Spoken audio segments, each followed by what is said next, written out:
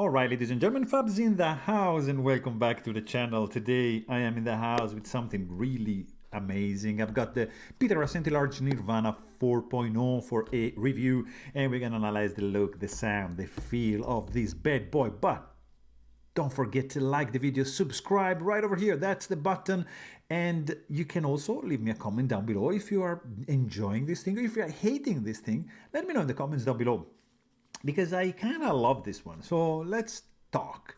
All right, let's go ahead and check this bad boy out. Comes with a classic black box from Peter Rassenti. It's magnetic, it's pretty cool looking, very simple. There's no certificate of authenticity, and you're gonna get this thing that is like out of this world, one of the best knives I've ever had. You get 3.5 inch long for the cutting edge and 4.5 inches for the handle and 8.2 maybe inches for the overall open length. Let me show you a couple options right over here, like Chris Reeve knives, large Sebenza 21. This is the small Chris Reeve Sebenza 31. To give you an idea, this guy is right in between these two options right there. I want to show you another couple of Canadian blades. Right over there is the North Arm Knives Kaha, the 2.0, and up here, Grimsmo Knives Norseman. Sorry, not the Norseman, this is the Rask, clearly the Rask. And you can see that we are pretty much in the same ballpark. Of course, the tall height of the Nirvana is going to be, of course, evident between these guys. And because we are showing you some Canadian goodness, here you have Rassenti, flanked by two Lambert, Rain and JVO collaboration. So you have a nice Canadian ensemble here. And what else can I show you? Just a couple of Shiro, because why not? Chicago of Custom Division F5 Silk in the house, as well as the Neon NL. Gorgeous, gorgeous blades right over there. But anyways, we are here to see the Peter Rassenti Large Nirvana 4.0, which is the latest iteration of this iconic knife made in Canada by the man himself, Peter Rassenti. So the price of full dress Nirvana is over $3,000. So around $3,000, you know, that's the ballpark. It's not a cheap knife. It's not for anyone, for everybody, because of the price, of course, and also because of the availability. These are really rare knives. They're very scarce and hard to get. And when somebody has one, is gonna hold on to these because you can't find them. So this is gorgeous. This is the latest iteration of the Nirvana. I reviewed the several 3.0. You can also check my comparison between the 3.0. And there's small and large. This is the large version. There is no small 4.0. You can only find the small 3.0, 2.0, and the 1.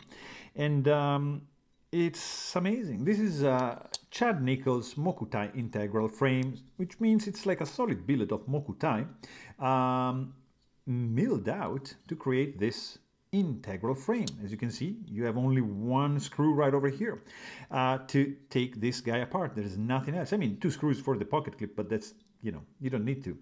There's nothing else. Literally 5 minutes, you're gonna be in and out from the cleaning of this beautiful knife. You can also check my maintenance video about this fella or any other Nirvana. It's gonna be the same. And it's simply fantastic. I mean, check out the contoured edges on the back of the frame, really gorgeous in the hand. And also, if I'm zooming in, you can clearly see all the layers in this Mokutai frame. Check this out. So on the spine you see the layers, and on the show side you actually see how they develop once cut like that. How cool is this?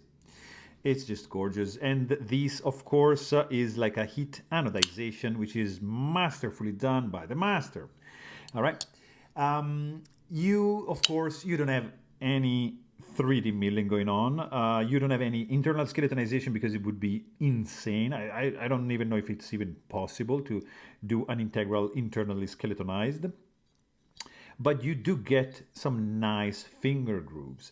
One of the main changes, main tweaks, is this area over here, which has been modified, improved, tweaked, perfected to this point where you can easily access the lock bar.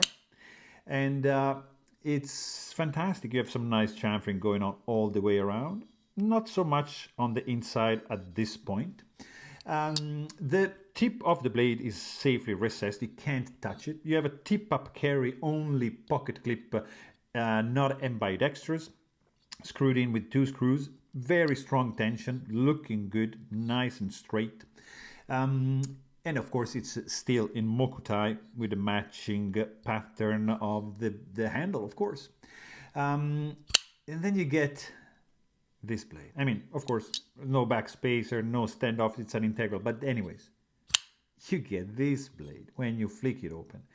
That is something out of this world. This is a hand rub satin CPM 154 steel blade.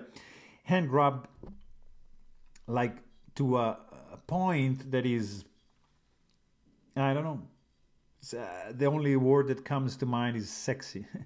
It's yeah, it is. I mean, look at this. Fantastic. Clean, sterile looking blade. You have the blade like just ramping up a little bit like this, like creating this little, you see, going up. And then you have a very aggressive jimping. This is gonna bite into your finger and you're not gonna be able to move like the finger anywhere. It's gonna glue the knife into your hands. Amazing. And then of course you have the spidey hole with the, I would say, no chamfer. So this is a little bit sharp, and that's gonna be good because you wanna be able to get that bite, you know, that grip when you deploy the blade. So that's why it's not chamfered or rounded off. And then look at this. The swedge originates from the chamfer around the jimping, you see? Chamfer, chamfer, chamfer, boom, swedge. Bam, up to the tip of the blade. You get like, I don't know, 40% belly and straight to the sharpening choil. The thickness behind the edge is just insane. This is thin, like very, very thin. Hollow grind, hand ground, of course. A lot of sharpening life right over here. You don't have a finger groove, you just have the sharp finger choil, only the sharpening choil, but it's fine because you have this area here where your finger is just gonna stick like that. You bite into the jimping, wrap your hand around that. Look at the grip, just gorgeous. Anyways, sterile looking blade, hand rub satin. I think it's hands down something that, I mean, amazing, goes amazingly well with the mokutai pattern. So it's not too busy. You see, you have like a busy handle and clean blade, and it's gonna balance everything out. Gorgeous, I love it. And you know, it's kind of like the same thing that is happening in this case, right? I'm just gonna show you a couple right over here because I got them. Same thing that is happening in this case. You get a fancy handle and a plain blade. Or like in this case, fancy handle and plain blade. So look at these four. Anyways, I'm digressing here. We are talking about the Nirvana and I'm showing you other knives. Well, what's wrong with me? Anyways, this is gorgeous blade, gorgeous handle. But the sound that this guy makes is this.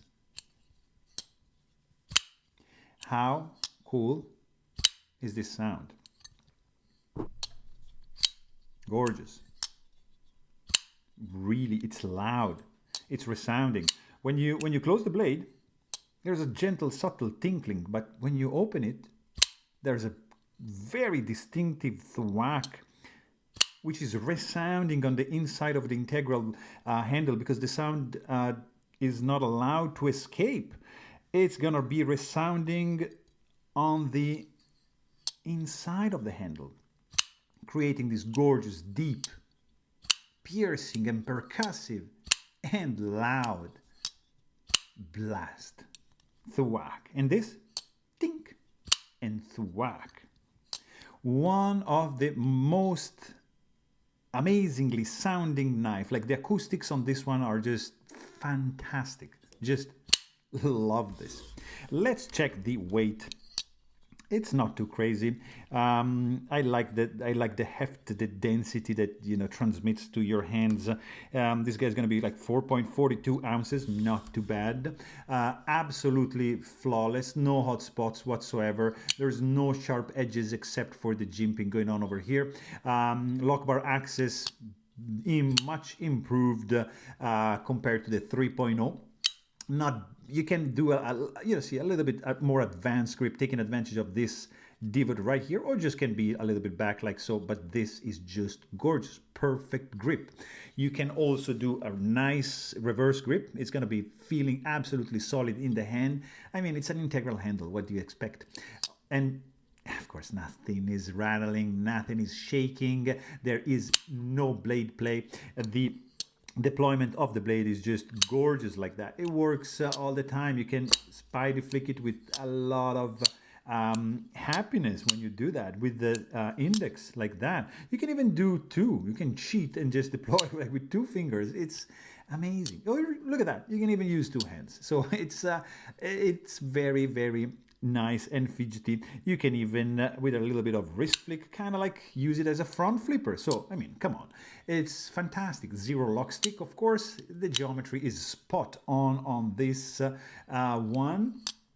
There's nothing wrong. The only thing I would say is the pocket clip. So the exiting ramp right over here meets the cutout, the relief of the lock bar. So it might happen that some fabric gets snagged there when you pull it out. Like that. When you put it in, no, the tension is gonna keep this knife glued to your pocket. And of course, this guy is running on bearings, and that's why the action is so smooth. This is nicely broken in, and look at this, very nice closing action. It's not drop shot, but it's a gliding shot action that I truly appreciate. Love it. The detent is fantastically dialed in. Guys, this is like tuned to perfection. I mean, one of the best knives on the market, custom, of course. It looks phenomenal, very, very sexy blade, one of the best profiles, in my opinion. Great handle, great improvement. Peter is cool to work with. It's an expensive one, but it's the Nirvana. It's a Mokutai handle knife, hand wrap satin blade. What do you expect? Zirc color, Zirc hardware, Mokutai clip, fantastic action, handmade by the man himself, Peter Rassenti. Here is the Large Nirvana 4.0, guys. There you have it. And hope you guys enjoyed this video. Thanks for watching. Stay tuned.